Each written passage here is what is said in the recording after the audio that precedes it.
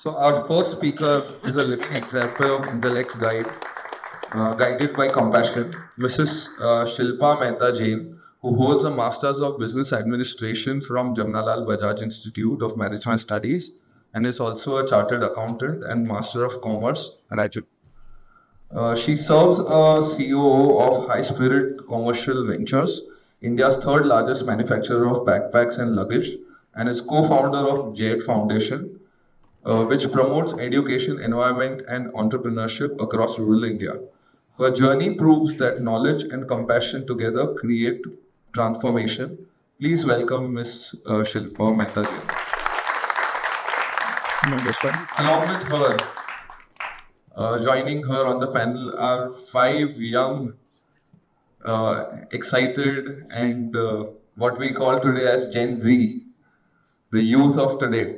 And we are here to know what is going on in their minds and what they think about Jainism and science. We take it forward from Nancy, man. Yeah, just got by. That's Hello. Hello. Welcome everybody. Good morning. Ishan, you said a lot about me, but one thing you forgot. That I'm a mother to a 17-year-old Gen Z. The most important thing. In today, as parents, we face this biggest dilemma. How do we find a balance between what these kids expect and what is our expectations from them? And then always this tussle going on, They want something else in life, we want something else from them. And we don't understand how do we bring about that balance, especially when it comes to Jain religion, our belief systems. They always try to find logic in that, and we always try to give them reasons to that, but somehow there is no alignment to that.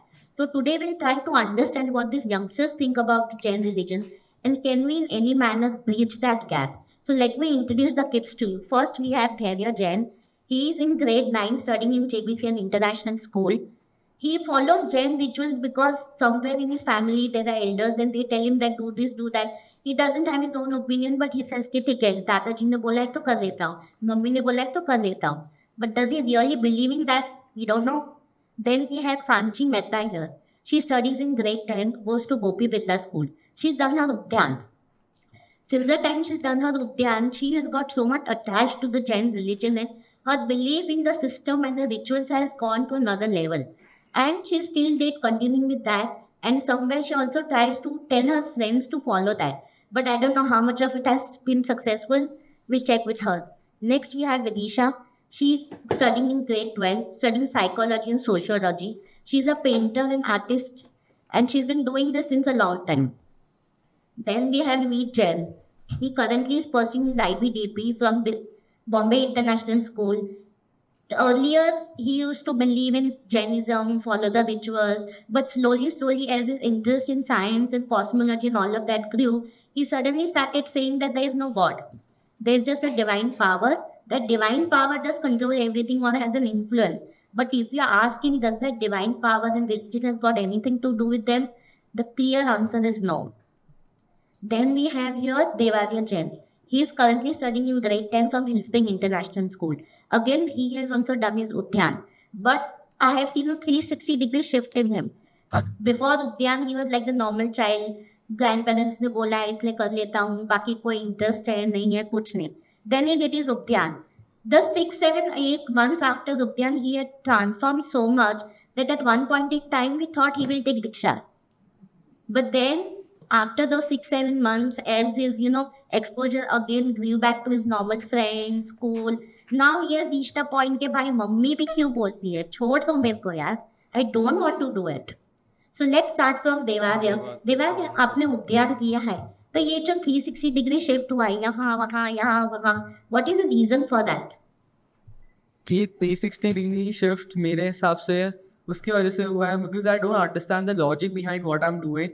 Whenever I do something, like any simple task also, like why am I taking a bath, I ask myself what's the logic behind that. So, like, I don't understand what's the logic behind Jainism rituals because it's not actually explained it to us.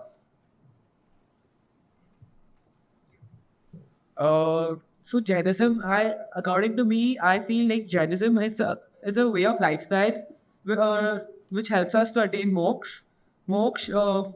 So we have to follow these principles such as ahimsa, which is the biggest principle in Jainism. Then sharing with others, doing jeev daya, which will help us to reach moksha. So just like Zishan said that we have to follow the principles and we attain moksha. But I have heard from so many people that before moksha there is a milestone named Keval Gyan.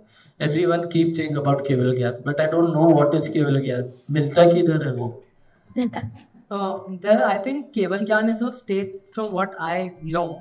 Keval Gyan I think is a state of a higher conscience basically. जहाँ पे हमारा जो rebirth का जो cycle होता था मुझे पता है, जो मम्मी का सुना है, rebirth का जो साइकिल होता है कि हम जब मरते हैं एक नए फॉर्म में वापस अर्थ पे आता है, जब वो साइकिल खत्म हो जाता है, when that cycle ends, I think that is the time where we get Keval Gyan, when the soul is free from our human body, is what I think. So as we can see, it's in bits and pieces where they know Keval Gyan, what is Keval Gyan, or somewhere it is needed. But as parents, somewhere I feel we have failed to make them understand the real essence of Keval Gyan and why it is needed. So maybe in the following session, you will get to know what Keval Gyan is, or how we can be free from the cycle of rebirth and reincarnation. Sanchi, you have done organic, you still follow rituals. So what do you think, why the rituals are so important in your life? I feel rituals are the major role that play in our life. So basically, rituals are the thing that from which we can attain Keval Gyan. तो rituals basically वही होते हैं जो अपने मेरे हिसाब से जो अपने कषाय काम करते हैं, क्रोध मान माया लोभ, जो मेन 4 कषाय है हमारे जीवन में, वो जब ज़ीरो हो जाते हैं ना तब हमें केवल ज्ञान मिलता है. एंड उससे हमें रिचुअल्स के थ्रू ही हमें केवल ज्ञान मिलता है. We can say that it is the gateway to moksha. But Sachi आपने बोला कि रिचुअल्स करने से अच्छा होता है, बट मैं कितना भी पूजा करूँ मेरे को तो मार्क्स आते ही नहीं है. और ये होता है यार कि तू ये पूजा करता ही नहीं है फिर भी ये टॉपर निकला. एक सिंपल चीज़ है पूजा करने, जहाँ तक मेरे को लगता है पूजा करने का कोई रिलेशन नहीं है मार्क्स में. आई थिंक हम में से कितने लोग इधर पूजा करते हैं और कितने लोग को पता है पूजा के पीछे का रीज़न क्या है. मुझे भी नहीं पता, क्योंकि हम पूजा इसके लिए करते हैं ताकि ये सोच के कि हमें कुछ मिलेगा रिटर्न. बट पूजा करना इज समथिंग डिफरेंट. मार्क्स के लिए हार्ड वर्क करना पड़ता है, दिमाग चलाना पड़ता है, थोड़ा मेहनत करना पड़ता है, तो उससे मार्क्स आता है. पूजा करने से मार्क्स नहीं आते. भगवान इज नॉट डिस्ट्रीब्यूटिंग मार्क्स. और मेरे को लगता है जब हम खुद पीस पे हो या जब हमारा मन शांत हो तब वो अपने आप फोकस आ जाता है. जिसके लिए फोकस आता है वो फोकस से इवेंचुअली तुमको मार्क्स आएंगे. अगर तुम अच्छे से स्टडी कर पाओगे तो फिर वो मार्क्स. आपकी बात एकदम सही है. मेरा भी ऐसा, जब हम ध्यान करते हैं तब हम हमारे भूतकाल और भविष्य के विचारों को नष्ट करते हैं, जिससे हमारा मन शांत होता है. मैंने खुद ने ये एक्सपीरियंस भी किया है कि जब हम शांत होते हैं, जब हम ध्यान करते हैं, तभी हम खुद से ज़्यादा जुड़ पाते हैं और हम वर्तमान समय में रहते हुए भी जागृत अवस्था में जी पाते हैं. इनफैक्ट कई लोगों को लगता है, और मैंने भी ऑब्जर्व किया है, कि सामायिक और प्रतिक्रमण जैन धर्म में कई ज़्यादा ध्यान से जुड़ा हुआ है, लेकिन मेरे अनुसार ये बस धार्मिक प्रथाएं. I think Samayik is no related to medicine. Samayik में हम करते क्या है, गाता लर्न करते हैं और नौकर वाले गिनते हैं. लेकिन हम लोग को हमारे लिए मेडिटेशन का टाइम, हमारे लिए फोकस, हम लोग को खुद पे फोकस करने का टाइम नहीं मिलता है उधर.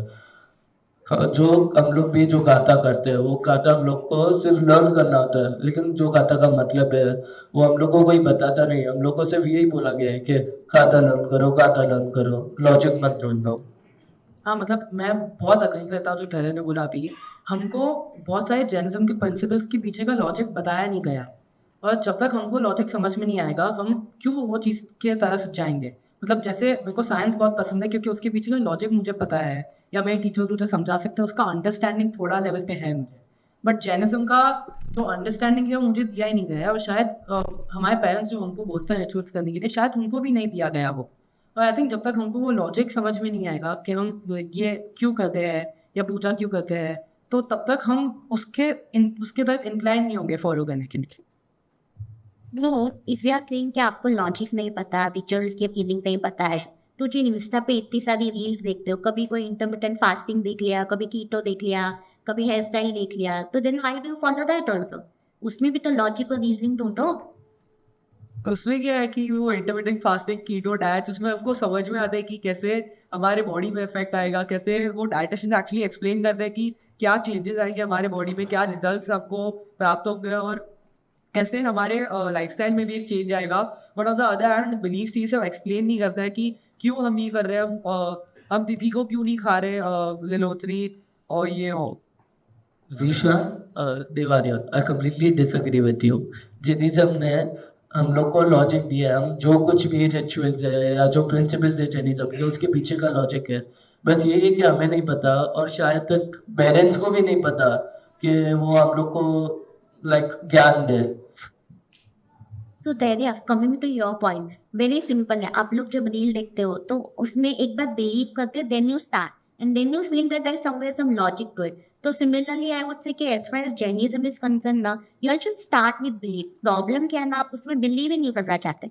If you start with belief and then whether you are aligning or not aligning to that, you should use a logical path going to that. But the problem with your generation is that you don't want to believe it can come. And yes, coming to Vidisha. Vidisha, why do you think and what do you think is the psychology behind eating food? I mean, like, these days we see a lot of things, you know, like that they are off sugars, but then if somebody calls it, चल बोगा पीने जाते हैं क्या? चल बोगा पीने जाते हैं. So what do you think from psychological perspective how important food is? Thank you for your question. जब हम लोगों की मानसिकता समझते हैं तब जब भी कोई इंसान तनाव में होता है तो वो बहुत अधिक खाने लग जाता है। उसे खुद को इस बात का ज्ञान नहीं होता है कि वे क्या खा रहे हैं और कितना खा रहे हैं। ऐसा साबित भी हुआ है कि जब हम तनाव में होते हैं तब हमारी पाचन शक्ति सुचारू रूप से भी नहीं चलती है। अगर इसी के दूसरे एस्पेक्ट पे हम देखें तो कुछ लोगों को स्वाद इतना पसंद है कि वे दिल खोल के खाते हैं, मात्रा बिल्कुल भी नहीं दिखती। साइकोलॉजी के अनुसार जो भी कुछ हम खाते हैं वो डायरेक्टली हमारे मन पे असर करता है और हमारे विचारों पे बहुत ज़्यादा इफेक्ट लाता है। जैसे अगर हम मांसाहारी खाना या फिर प्याज, लहसुन, आलू खाते हैं तभी हमारे मन के विचार काफ़ी ज़्यादा नष्ट होते हैं, खराब होते हैं। मेरे हिसाब से हमें खाना इसीलिए चाहिए, जैसे अभी हमने हमारे शरीर को डे टू डे एक्टिविटीज़ के लिए पर्पस दे रहा है कि तुम डे टू डे एक्टिविटीज़ करो। अगर हम खाएंगे नहीं तो आई गेस हम डे टू डे एक्टिविटीज़ इतना इजीली नहीं कर पाएंगे जितना इजीली अभी हम कर पा रहे हैं। हमें हमारे टेस्ट बड्स को रिलीव करने के लिए नहीं खाना है, हमें हमारे शरीर को चलाने के लिए खाना है, पोषण देने के लिए खाना है। और हमें आई फील कि हमें चयनापूर्वक का ही खाना खाना चाहिए, जैसे कि सात्विक खाना जो हमें एक्चुअली जैनिज्म बताता है, हमें उसके सिवा दूसरा खाना नहीं खाना चाहिए। अरे ये स्वस्तिक खाना, ये जैना, ये सात्विक खाना, ये बहुत इसमें टेस्ट ही नहीं होता। फिर that was the point of living. We actually live to enjoy our lives and if we don't get that taste and we don't explore different food varieties then there is no point of living. मतलब इतने सारे countries है दुनिया में, 200+ countries, सब country में कुछ अलग अलग खाना मिलता है। अगर हम सिर्फ एक ही टाइप का खाना खाएंगे या लिमिटेड खाना, रोटी सब्जी दाल चावल, उतने में लिमिटेड रहेंगे तो इतने सारे कुजीन्स का हम मतलब टेस्ट कैसे कर सकते हैं या खा कैसे सकते हैं? मतलब लाइफ का क्या मजा है अगर हम इतने सारे अलग अलग लोगों को मिले रहेंगे, उसमें अलग अलग टाइप की खाना खाएंगे। मतलब और जब भी हम कुछ ऐसा कहते हैं जो जैनिज्म के छोटे रिचुअल्स के खिलाफ हो, जैसे तिथि पे ग्रीन सब्जी खा लिया तो हमारा पापोमीटर बढ़ जाता है। कुछ हमने एंड थोड़ा सा भी ऐसा अगेंस्ट कर लिया जो मम्मी ने बोला है और गलत कर लिया तो हमारा पाप बढ़ जाता है। ठीक है, मेरे हिसाब से जो मुझे लग रहा है कि पापोमीटर बढ़ रहा है, it's basically it's proved by science also. जैसे कि अभी अभी साइंस ने प्रूव किया है कि हमें लाइक ट्रीज, वेजिटेबल्स, पानी, ये सब में जीव होता है। पर हमारे भगवान ने तो कितने साल पहले ही बता दिया था कि पानी मतलब अपकाय के जीव, ग्रीन वेजिटेबल्स मतलब वनस्पति के जीव। वैसे तो जैनिज्म के like science, Jainism is the base and science has proved upon it. Correct, आपकी बात एकदम सही है कि जैनिज्म और साइंस दोनों से बहुत ज़्यादा मिलता जुलता है, लेकिन मेरे अनुसार जैन दर्शन विज्ञान से कहीं ज़्यादा अच्छा है और कहीं ज़्यादा उच्च लेवल पर है। ऐसा इसीलिए है क्योंकि जैन दर्शन के जितने भी हमें रूल्स होते हैं या जितने भी हमें सिखाए जाते हैं वो सब प्रकृति के आधार पर होते हैं और कभी चेंज नहीं होते हैं। लेकिन अगर हम विज्ञान को देखा जाए तो वो तर्क के बेसिस पे बार बार थोड़े वो लोग बदलाव लाते रहते हैं अपने रूल्स पर। और हमने ये भी देखा है कि सत्य को समझने के लिए हमें हर इंसान के अलग अलग पहलुओं को समझना बहुत ज़रूरी होता है। इसलिए हम जैन धर्म में अनेकांतवाद कहते हैं। विदिशा जी, आप अनेकांतवाद के बारे में बात कर रहे हो, but whenever we give our opinions, like which थोड़ा भी अगर मिसलाइन हो गया घर पे कि सपोजिंग आज मेरे को पूजा नहीं कर रहा, तो पेरेंट्स एक्चुअली, मेरे भी फ्रेंड्स के बहुत सारे लोग मैंने देखा है कि पेरेंट्स एक्चुअली बहुत गुस्सा कर लेते हैं। But don't you think that गुस्सा is like a big no no in Jain धर्म? हाँ, मतलब I completely agree with Ishaan. हम लोग, आई थिंक, जो मेरे को लगता है अभी के ज़माने में जो जैन के मेन प्रिंसिपल्स है, जो गुस्सा नहीं करना चाहिए या दो बनी होना चाहिए, वो प्रिंसिपल्स को छोड़ के हम अभी छोटे छोटे रिचुअल्स पे पा गए हैं। मतलब छोटे डिस्टेंसेस के लिए भी स्कूटर या कार लेना है, अगर चल के जाओगे 5 मिनट एक्स्ट्रा लगेगा, बट चल के जाना is so much better than buying a whole car. मतलब कितना पोल्यूशन होगा, कितने जीव मरते हैं उसमें। मतलब हम जो कोर प्रिंसिपल्स है जैनिज्म के, वो छोड़ के हम अभी मटेरियलिस्टिक होना चालू हो गए हैं। और आई थिंक हमको एज अ जैन कम्युनिटी वापस वो कोर प्रिंसिपल्स पे आना चाहिए और उनको फॉलो करने की ट्राई करना चाहिए, रादर देन बीइंग के छोटा छोटा रिचुअल्स फॉलो करो या पूजा करो या ये मत खाओ ऐसा। सो जैसा कि हमने देखा, ये बच्चे ओपन है। अगर हम इनको लॉजिक दें, समझाएं, बताएं और खुद उनको फॉलो करके बताएं, तो मुझे लगता है कि as parents and as elders it is हमारी रिस्पॉन्सिबिलिटी है कि इनको जो चाहिए वो आंसर्स हम उनको ढूंढ के दें। होपफुली हमारे आज इस प्रोग्राम से हम इनकी कुछ डाउट और बिलीफ क्लियर कर पाए। Thank you.